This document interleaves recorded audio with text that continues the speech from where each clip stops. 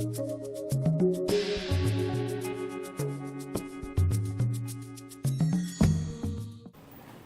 guys, welcome back to my channel. I hope you're enjoying your day so far. Today I'm going to show you how to make Ghana Kokonte. Yes, Ghana Kokonte, you heard me. Kokonte is made from cassava, which is also known as yuca. And this right here, what they do, it's a long process to explain. But basically, they take the cassava, they dry it. Of course, they take the skin part off. And they clean it, cut it in pieces, and dry it in the sun for days. And then they send it to the mill to grind it, and it comes back into a powdery consistency. So see, it says cassava flour, aka Kokonte, aka Kokonte. So you can get Kokonte at any African shop. Just ask them you want Kokonte, and this here. It's really good. All right. I ate this so much growing up as a kid because it was like affordable. It was affordable, so you can eat this for breakfast, lunch, and dinner, if you all know what I mean. You know, when there was not enough money in the house, guess what your mom reached for? Kokonte. All right, because it could feed the whole family. So stay tuned. 7 cups of water, and I'm going to add 1 teaspoon of salt.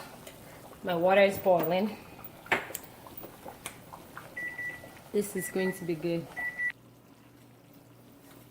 Alright guys, so I have 2.5 cups of Kokonte. I think I'm going to make 3 cups altogether. So 2.5 cups of Kokonte, and I'm going to pour it into my sifter and just sift it through to get rid of any like chops that might have been missed when it went through the grinder.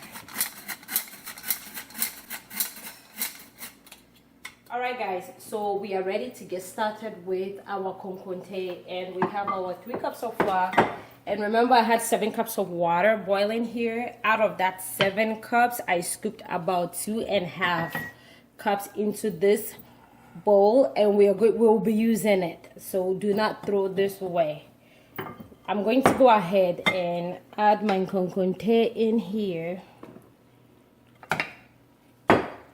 I'm going to stir. You need the wooden stirrer or something with a firm grip. Alright, so this looks a bit too like liquidy for me, so I'm going to go ahead and add about 1 cup of Kokonte. I'm going to be making this on medium heat. It's medium to low. Alright guys, so I added 1 more cup to my Kokonte, which brings it to a total of 4. Just keep stirring. This requires muscle, okay? You have to use the muscles you got. Keep constantly. So you have to make sure you keep stirring to get rid of any lumps that might be in there. So you have a smooth Kokonte.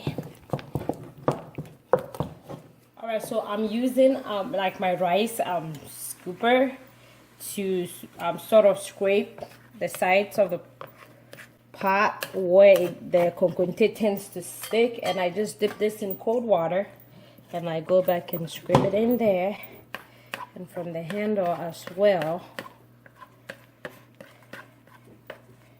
and then I go back and then make sure I'm stirring really well. Like I said, this requires the use of your muscles. So, alright, remember the water that I told you not to discard. So I'm going back and I'm adding 1/2 cup of water back, because I don't want to add too much water. So I'm just going to be adding little bit by bit.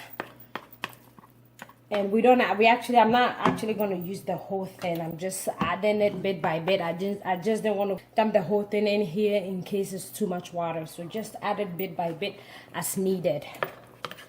So I added 1/2 cup of water.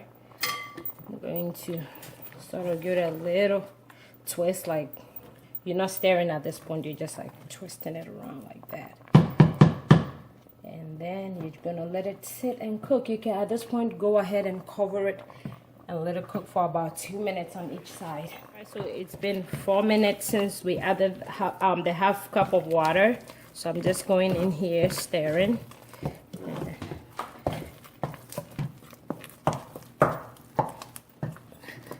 It takes time for it to mix back together again, but keep stirring.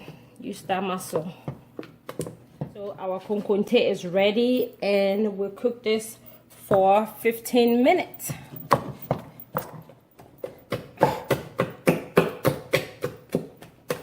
And so at this time, I'm going to go ahead and scoop it into a bowl. See, that is muscle. Okay.